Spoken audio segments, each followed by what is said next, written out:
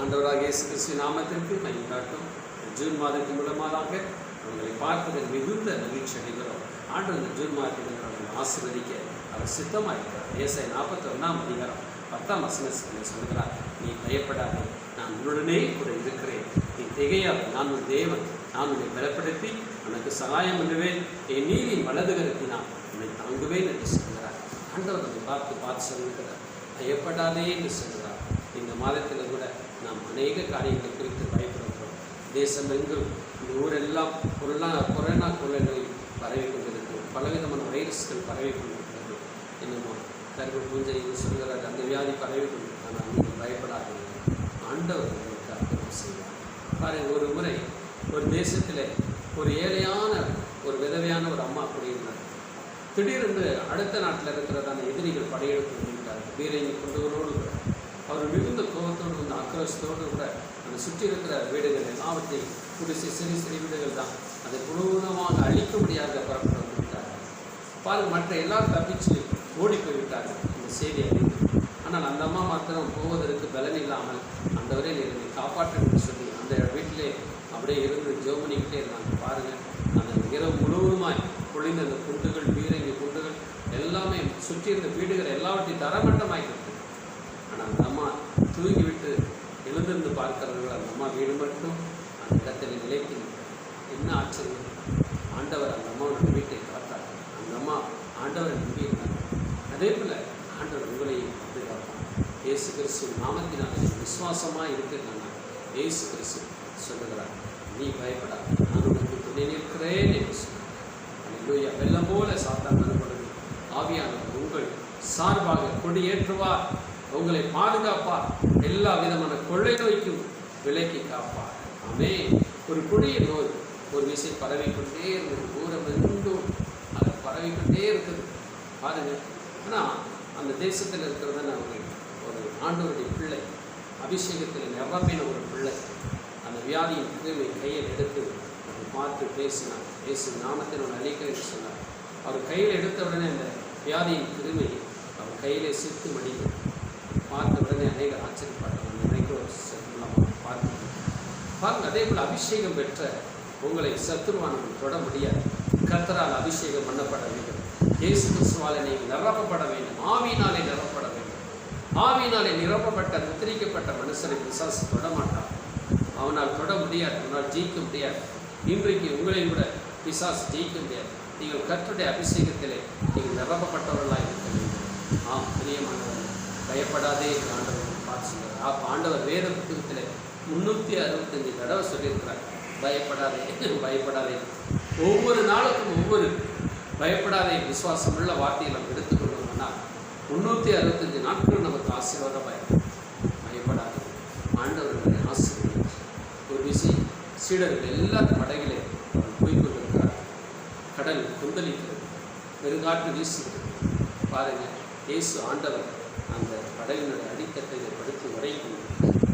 அந்த சீடர்கள்லாம் அலைகள் அந்த மோதுகிறது. சீடர்கள்லாம் பயந்து போய் ஐயரை எழுந்துரும், மடிய போகிறோம் என்று சொல்லி இருக்கிறார். உன்னை ஆண்டவர் அற்ப விசுவாசிகள் ஏன் பயப்பட்டேன், ஏன் சந்தேகப்பட்டது என்று சொல்லி காற்றை கடலையும் அகற்றினார். காற்றும் கடலும் அப்படியே அமைதலாக இன்றைக்கு ஒரு விரோதம் எழுதுகிற பிரச்சனைகளை ஆண்டவர் அடக்கி ஒடுக்குவார்.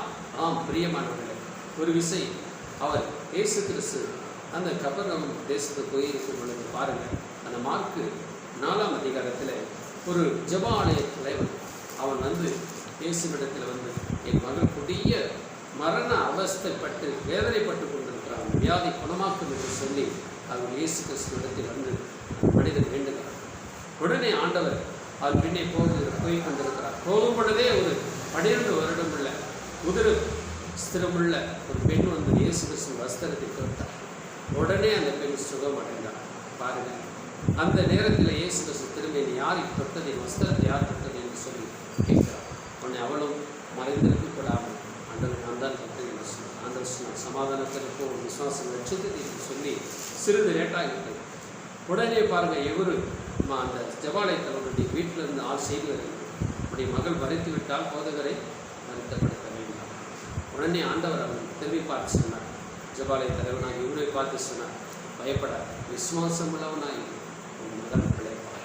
இன்றைக்கு ஆண்டவர் சொல்கிறார், நீங்கள் விசுவாசம் உள்ளவர்களாக பயப்படாதீர்கள் என்று சொல்கிறார். பயப்பட வேண்டாம், நாம் விசுவாசிக்க வேண்டும். ஆண்டவர் நம்மை நடத்துவார் என்று விசுவாசிக்க வேண்டும். எப்படி நாம் வாழப்போகிறோம் என்று சொல்லி நீங்கள் கலங்கி கொண்டிருக்கிறார். கொரோனா கொள்ளையில் ஒரு பக்கம், தேசத்திலே கடையடைப்பு ஒரு பக்கம், வேலை இல்லாமல் ஒரு பக்கம், பஞ்சம் ஒரு பக்கம் என்று சொல்லி நீங்கள் கலங்கி கொண்டிருக்கிறார். உங்கள் குடும்ப சூழ்நிலை நினைத்து கலங்கி கொண்டிருக்கிறார். வியாதியின் படுக்கையில் படுத்த படுக்கையாக இருந்து நீங்கள் கலங்கி கொண்டிருக்கிறார். ஆண்டவர் உங்களை பார்த்து சொல்கிறார், பயப்படாதீங்க, நான் உங்களை நடத்துவேன். இதுவரை நடத்தின ஆண்டவர் உங்களை இனிமேலும் நடத்துவார். இயேசு கிறிஸ்துவினுடைய கரத்தை ஓங்கி பிடித்துக் கொள்ளுங்கள். ஆண்டவர் உங்களுக்கு அற்புதம் செய்வார். பாருங்கள், ஜெபாலய தலைவருடைய வீட்டிற்கு ஆண்டவர் சென்றார். அந்த மகளை பார்த்து, மகளை எழுந்துரு என்று சொன்னார். உடனே அந்த மகள் உயிரோடு இருந்தார். ஆண்டவர் இன்றைக்கு ஒரு அற்புதம் செய்வார். ஜீம் என்ற ஒரு சிறுவன் இருந்தார். பாருங்கள், தினந்தோறும் அவன் சர்ச்சுக்கு போய் சரியாக 9 மணி அளவில் ஆண்டவரிடத்தில் வந்து சொல்லுவான், ஆண்டவரை ஜீம் வந்திருக்கிறேன், என்னை ஆசீர்வதி என்று சொல்லி ஜெபமணி விட்டு அவன் கடன் செல்வான். ஒவ்வொரு நாளும் அவன் ஜெபமணி விட்டு கடன் செல்வான். சரியாக 9 மணி அளவில். அதே போல் ஒரு நாள் திடீர்னு அவன் வரவில்லை. ஏனென்றால் அவன் ஆக்சிடென்ட் ஆகி படுத்த படுக்க பெட்டில் இருக்கிறான், ஹாஸ்பிட்டலில். ஆனால் சரியாக 9 மணி அடிக்க போகிறது. அவனும் சுயநிலைவு இறந்தவனால் படுத்த படுக்கையாக யார் கைவிடப்பட்ட நிலைமையிலே மரண அவஸ்தையோடு கூட அவன் கிடக்கான். அப்பொழுது பாருங்கள், அவனுக்கு ஒரு விடை மட்டும் வருகிறது. 9 மணி ஆனால் நம் சர்ச்சுக்கு செல்வோமே, ஆண்டவரை பார்ப்போமே, ஆண்டவரிடத்தில் ஜெபம் பண்ணுவோமே என்று சொல்லி அவன் நினைத்து கொண்டான். அந்த வேலை 9 மணி அடிக்கிற வேலையில் ஆண்டவராக இயேசு கிறிஸ்து அவனுக்கு தரிசனமான அவனை பார்த்து சொன்னார், ஜீ, ஆண்டவர் இயேசு கிறிஸ்து வந்திருக்கிறேன் என்று சொன்னார். உடனே அந்த நேரத்தில் அவன் சுகமானான். அப்படியாக அவனுடைய சுயநிலைவு திரும்பியது. அவன் ஆச்சரியமாய் அவன் விழித்து பார்த்தான். ஆண்டவரை தரிசித்தான்.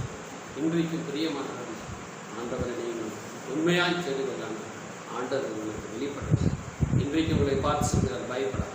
வியாதியின் கோர பிடியிலே நீங்கள் சிக்கொண்டவர்களாக இருக்கலாம், வியாதியோடு இருக்கலாம். இதுவரைக்கும் நான் ஆண்டவரை தேடலையே, நான் என்ன செய்யப்படுறேன் என்று சொல்லி கலைஞர் ஆண்டவர் சொல்லுகிறார், இதுவே இரட்சையினா இன்றுவே அணுக்கிற காலம் என்று உங்களை பார்த்து சொல்கிறார். இன்றைக்கு நீங்கள் முழு மனதோடு கூட ஆண்டவரை தேடுவதில்லை.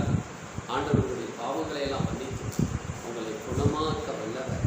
ஆம் பிரியமானவர், ஆண்டவர் சொல்கிறார், விசுவாசமாக விசுவாசமாக எப்படி நடத்த போகிற வாழ்க்கையை, எப்படி இந்த தொழில் நடத்த போகிறோம், எப்படி இந்த வாழ்க்கையை குளித்து நடத்த போகிறோம், எப்படி உங்கள் குடும்பத்தை நடத்த போகிறோம் என்று கவலைப்படுகிறீர்கள். ஆண்டவர் சொல்கிறார், நான் உங்களுடனே கூட இருக்கிறேன், நான் உங்களுடனே கூட இருக்கிறேன். மத்திய 28ஆம் அதிகாரம் கடைசி வசனத்தில் சொல்லும்போது சொல்கிறார், உலகத்தின் முடிவு பரியந்தம் நான் உங்களுடனே கூட இருக்கிறேன் என்று சொல்கிறார். ஆம் பிரியமானவர்களே, ஆண்டவராக இயேசு கிறிஸ்து உலகத்தின் முடிவு பரியந்தம் நம்மோடு கூட இருந்து நம்முடைய சூழ்நிலை எல்லாவற்றையும் அவர் நடந்தார். ஆபிரகாமுக்கு அவர் வாக்குத்தத்தம் பண்ணினார். ஆதியாகமம் 15ஆம் அதிகாரம் 2ஆம் வசனத்தில் ஆபிரகாமோடு இருந்தவர் நல்ல ஒரு தேவனிதோடு பேச, பயப்படாத, நான் உனக்கு மகாபெரிய கேடகம் கடினமாக இருக்கிறேன் என்று சொன்னார். ஆண்டவர் விசுவாசம் உள்ள உங்களை பார்த்து சொல்கிறார், நான் உங்களுக்கு மகாபெரிய பலனும் கேடகமாக இருந்து உங்களை நடத்துவேன், உங்களை போஷிப்பேன், உங்களை காப்பாற்றுவேன். ஊரெல்லாம் பஞ்சம் வந்தாலும் உங்களை நான் நடத்துவேன், நான் உங்களை போஷிப்பேன் என்று ஆண்டவர் வாக்கு கொடுத்தார். பாருங்கள், எலியா ஒரு விதவின் வீட்டிற்கு சென்றார். கொஞ்சம் மாவு, அது கொஞ்சம் எண்ணெய், கைப்பிடி மாவு, கொஞ்சம் எண்ணெய் கர்த்தருடைய வார்த்தையின்படி அந்த தேவ மனிதனுக்கு அவர் கொண்டு வந்து கொடுத்தார். தேசத்தில் பஞ்சம் தீரும் மட்டும் லூயா அந்த வீட்டில் ஆகாரம் குறைவு இல்லாமல் வீட்டில் இருக்கிற அனைவரும், வீட்டார் அனைவரும் சாப்பிட்டு திருப்தி அடைந்தார். இன்றைக்கு கர்த்தர் உங்களை அதே போல ஆசை. முதலில் நம் ஆண்டவர் கொடுங்க, ஆண்டவருக்கு என்று உங்கள் வாழ்க்கையை கொடுங்க, ஆண்டவருக்கு என்று உங்கள் காணிக்கை கொடுங்க, ஆண்டவருக்கு என்று உங்கள் நேரத்தை முதலாவது கொடுங்க. அந்த தேசத்தின் பஞ்சம் தீர் மட்டும், அந்த கொரோனா கொள்ளையினர் தீர் மட்டும் ஆண்டவர்களை யோசிப்பார். உங்கள் மீதம் எடுக்க செய்வார். 5 அப்பத்தை 2 மீனை ஆசீர்வதித்த கர்த்தர் உங்கள் வாழ்க்கையை ஆசீர்வதித்து மீதம் எடுக்க செய்வார். உங்கள் குடும்பம் வர்த்திக்க பண்ணுவார். பயப்படாதீர்கள், கர்த்தர் உங்களுடனே கூட இருப்பார். கர்த்தர் ஆண்டவர் உங்களோடு கூட இருந்து உங்களை ஆசீர்வதித்து நடப்பார். ஜெயிப்போம். அன்பின் ஆண்டவரை பயப்படாதே, இருக்கிறேன்னு சொல்லிடுறேன். ஏசாயா 41ஆம் அதிகாரம் 14ஆம் வசனத்திலும் சொல்லுகிறபடி, பயப்படாது, நான் உன் வலது கையை பிடித்து உனக்கு சொல்லுகிறத நான் உனக்கு துணை நிற்கிறேன் என்று சொல்ல வார்த்தையின்படி இயேசுவே என் பிள்ளைகளுடைய ஒவ்வொரு ஒவ்வொருடைய வலது கையும் பிடித்து பயப்படாதே, நான் உனக்கு துணை நிற்கிறேன் என்று சொல்லும் ஆண்டவரே. இப்பொழுதே தெய்வீக பிரசனம் ஒவ்வொரு வீடுகளை மூட வேண்டும் என்று செபிக்கிறோம். வீடுகளில் இருக்கிற ஆகார குறைவுகள் நீங்குவது, பஞ்சங்கள் நீங்குவதாக, வறுமைகள் நீங்குவதாக, வியாபாரத்தில் ஏற்படும் தோல்விகள் மறைவதாக, கடன் பிரச்சனைகள் மறைவதாக. கடன் வாங்கியிருக்கிறேன், என்ன செய்ய போகிறேன் என்று கணக்கில் இருக்கிறவர்கள் கடனை அடைக்க ஒரு வழிவாசலை திறந்தரலும் ஆண்டவரே. இப்பொழுது முழு மனதோடு தேடுவார்களா? இப்பொழுது இந்த பிள்ளைகளுக்கு நீர் அற்புதம் செய்ய மாட்டோம். வியாதியின் படுக்கையிலே இருப்பார்களா?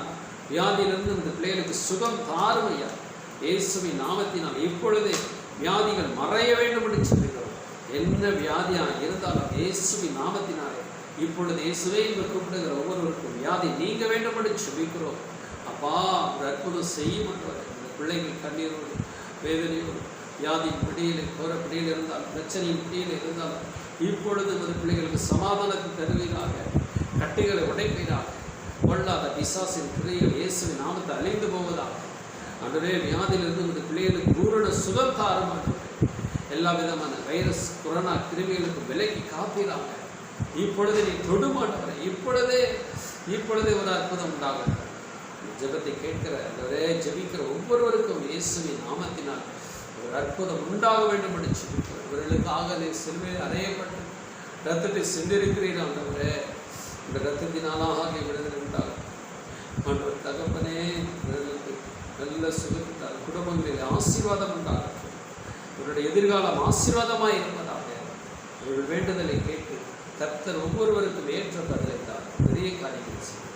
சகல துதிகரம் எங்களுக்கு சொல்கிறோம். இயேசு கிறிஸ்துவின் நாமத்தை நான் வேண்டிக் கொள்கிறேன். ஜீவனில் பிதாவே, ஆமென். God bless you. கர்த்தர் உங்களுடைய கூட இருப்பார். தொடர்ந்து எங்கள் டிவி நிகழ்ச்சி பாருங்கள். ஆண்டவர் உங்களுக்கு அற்புதம் செய்வார். ஆமென்.